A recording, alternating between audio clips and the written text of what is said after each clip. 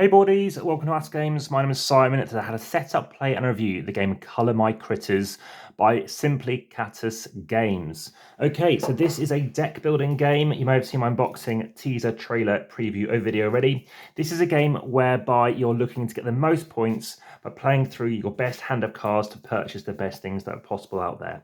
So this is a game that is designed for children. You may have noticed that there's no text so far on these cards.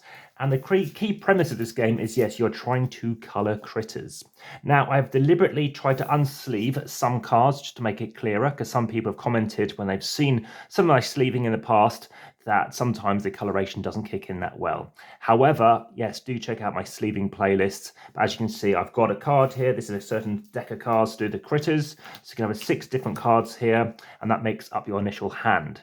So you're going to have your deck here, and you can see there's 2 yellows, 2 blues, and 2 pinks or magentas, and there's a wild as well. So you're going to take your deck of cards, shuffle them up, and that's your first hand. So 3 cards is a 3-hand game as opposed to normal deck builders, which has 5. So have your deck over to one side and have your 3 visible cards. So I can buy something which has a value, which happens to be a pink, pink, and a yellow, plus a bonus. So I could have pink, pink, yellow, blue, or pink, pink, yellow, yellow, or pink, pink, pink, yellow, as an example. I can buy one of 2 different things. I can buy an item, which I've got up here, which I'll come back on to explaining in a second. I can also buy, you're going to have a deck of cards which you're going to use as your end game trigger, because once this runs out, the game will end, or when one of these decks is empty. So you're going to shuffle up this deck of cards, and then you're going to draw 4 cards. So for example, I've drawn some cards here initially, and I'll show you what I can purchase. Now, I'm just going to move these ones out of shot for the time being, partially because there's a different variant that you can play. So these are the first 4 cards I could purchase. I could buy this guy. It's going to give me victory points at the end of the game, worth 5. It's going to cost me this. It's quite expensive to get. And as you'll notice, it doesn't give me any ongoing ability. It doesn't give me any extra symbols throughout the game. So instead, I've got these things to buy. I can only make one purchase, and you must buy something. If you cannot buy something, you're going to clear that deck, place them to the bottom unshuffled, and then draw 4 more cards. Again, if you cannot purchase, they'll end your turn. So right now, I could buy this card because, of course, that could be a wild. I could buy this card because I've got the cost here, or this card. And when I ever play this out in the future, I'll get the ability of a single pink, for example, and I get to draw an additional card. Now, some of these cards have been named just because it was initially a crowd-funded game, so some cards have been named. So let's say I buy this card. So it's going to go into my discard pile, and then you're going to replenish, and then you're going to draw up. So you've got 3 more cards to draw. So now this is it's back to my turn again. Again, it's a 2 to 6 player game. It takes about 20 minutes to play, although typically as a 2, as an example, you're playing this game in under 10 minutes. So now I've got blue, blue, and a yellow. So what can I purchase here? Well, in this case, I can't purchase that one. I can't purchase that one or that one. So let's play this card. And that is going to go in my discard pile as well. And when it's back to my turn, then we're going to shuffle up and see what we can do next. So I've got 3 cards out. And this time around, I can start buying something. Now, just remember, in addition to buying these cards, you can be buying item cards as well. Now, you don't have to play with that. A junior version is you play with just these cards. However, that's how we first tried it. The next time we tried it with the kind of beginner junior or junior plus version, which is when you can include wands. So if I can afford it, which in this case I can, well, first off, I get to draw an additional card. So now I've got this, I can buy this card. So this card is going to be a wild. I'll show you how it works in a second. Let's say I've drawn 3 cards or 2 cards. So I've drawn those 2, let's say. Let's say I drew this card as well. Well, this lets me draw an additional card. So this lets me draw this card as well. And now, let's say these are the cards available, and I want to get this guy because it's worth double.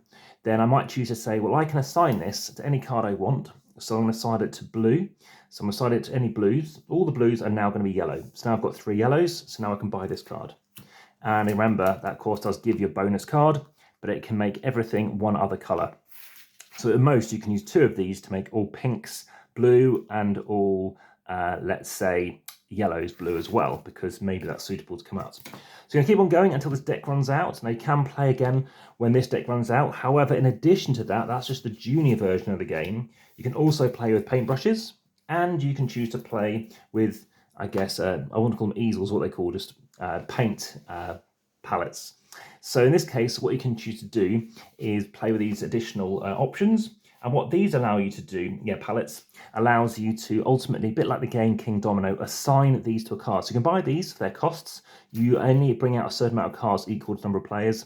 And when I say equal, it's actually dependent on the amount of cards that you're playing with. So if you're playing with 2 players, you're going to have the full deck of these, all 9 throughout every single game, 2, 3, 4, 5, 6 players. This one, though, it's 4, 7, 9, 11, or 12, playing 2, 3, 4, 5, or 6. And over here, it's 3, 4, 5, 6, and 6. And what you're going to be doing is, yes, you could buy this card, and you can see there's different costs beneath them. And there's other things you can be choosing to do, which means you can be assigning these values. So what this means is, at the end of the game, you're going to take and sort out all your cards, which is a slight negative because, of course, they need to reshuffle them again. But you can assign all of these. So every single blue critter card is worth 1 point. And if I had this card, I can assign it to whoever I want. If I had the biggest group at the end, let's say I've got 2 of these, and let's say I only had, I don't know, 1 yellow, and I had 0 pink, then I assign it to here, that's worth 2 points. This over here would be worth 1 point. This would be a total of 4 points, because that's going to be worth 2, and that's going to be worth 2 as well. Now, if I've got, let's say, loads of pinks, and for some silly reason I did not assign it to any of these special items, they're worth nothing. So again, you need to make sure that whatever your biggest amount you're assigning these special items to, just remember, again, there's only 1 of these per colour that you can go with. And that is the premise of the basic game. Now, you can also play, and we have played with this paint pot as well. So this allows you to get 2 points per card of a certain colour. Again, maximum 3 available. And the difference with this game is once you're playing with these, first you can see it's an expansion symbol. Then when 2 different decks runs out, so 2 of these decks or this deck runs out, then the game will finish the end of the round.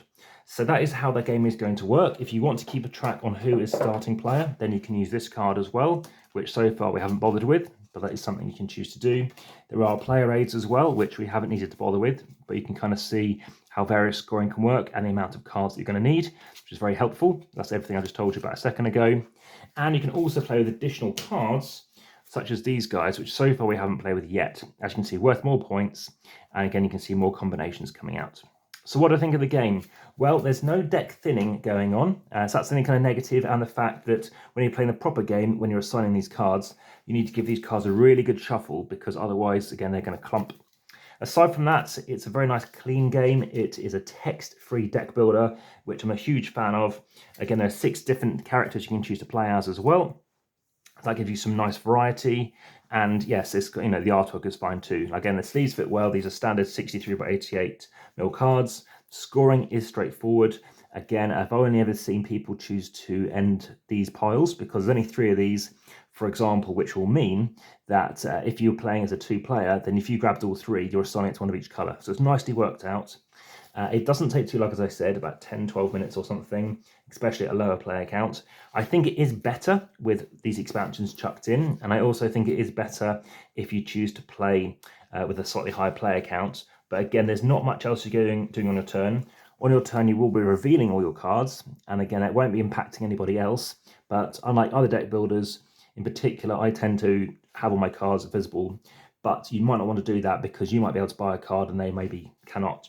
But that's it. Like I said, very impressive game. My rating for this is much higher than average, with a 7.8 rating at time of recording. You can play with 2 decks, so you can play a faster game, which basically means that you can mix all your decks together and you can use all those magic cards, 2 paintbrushes and 1 palette per player as well. You can do other things. You can even play it solo, which I've yet to try out, but check out my solo playlist. Maybe I can do a playthrough for you as well. Please do let me know in the comments best on YouTube, as always, and like, subscribe, and hit the notification bell for further information. But yes, you can buy a double purchase. We've tried that out as well, so that speeds the game along as well. So you can buy a maximum 1 of these, or you could buy 1 of these and one of these decks of cards, or an item card, or you can buy 2 of these cards. So that's something else you could be doing as well. But yeah, it's very nice to play. As you can see, you can clearly see what is a starting card with that different background. I was going to suggest putting an S on there or something, but that's fine. And there's other advanced variants which I've yet to try out. But there's lots of stuff going on with this. Presently, I actually have logged the 2nd most amount of plays for this game as well. And yes, I highly recommend you check this one. This has been a very fun game to explore and a quick game that people have been up for wanting to play. So yeah, as for the box, it's fine, it's good. However, again, with sleeving, you will not fit everything in. So you might need to remove that if you wanted to sleeve. So that is something to be aware of. It is produced in Ukraine. It is actually manufactured there, which is very cool. Again, scoring is very easy on that a beginning game, whereby you just scoring up these guys. However, if you're choosing to play with these guys, then of course that's an imperative too. And as with other deck building games, you might not necessarily want to take these kind of scoring cards early on, because it does mean, of course, they're doing nothing in your hand. I've also generally found that I feel this card is better than like a 2-pointer. So if there's a card which has got a couple of things on it with 2 blobs, and fair enough, that's good. But if a card happens to have, I guess, 2 cost and only gives you a wild, then I don't feel that is as good. So I feel, in my opinion, this is a better thing, because it's one of those 3 colours and you're drawing an extra card, which could well be, I don't know, a wild anyway. So that's why I think that feels a little overpowered. But games haven't necessarily been close, but in terms of who's won, it's been fairly even. I might also comment that sometimes you're seeing that if a card comes out, it could be unlucky, because you might draw 4 cards and none of them have points on it, and somebody might draw 4 cards and there might be a point card. So it might be the case that you are going to struggle if you get unlucky in that sense, because you could be revealing a card, you buy a card, you know, whatever this card is, you're revealing a card, and it could be something that your opponent can then really benefit from, which you couldn't do. You also could end up with loads of cards, drawing like maybe 11 cards in a row because you're doing this symbol coming up. However, that might be hard to then manage in terms of audit how many cards you've got out. And it might be the case that you've gone through a huge amount of those, and the next 3 cards are just going to be non-drawing cards, which might be good. It might balance out well, because it might mean that you've got way too much to buy anything. So you could be buying 10 of these perhaps, but you can obviously only afford to get 1. You can only buy 1 card unless you play the 2-card purchase variant. But again, you can only buy 1 of these and 1 regular card. So it might be the case that even though you've had a great turn, it's in effect it's been too efficient, and then you've ended up with a really poor next turn. So that is something to be aware of, but hopefully, again, you'll find this one of interest, as it is a light ages 6+ game, and I'm looking forward to trying it with my nieces in a couple of years. Thanks for watching. This has been Colour My Critters. Very much enjoyable game, and I'll speak to you again soon. Check out the Instagram, TikTok, Threads, etc. posts, plus over on the podcast too. For now, back to the table.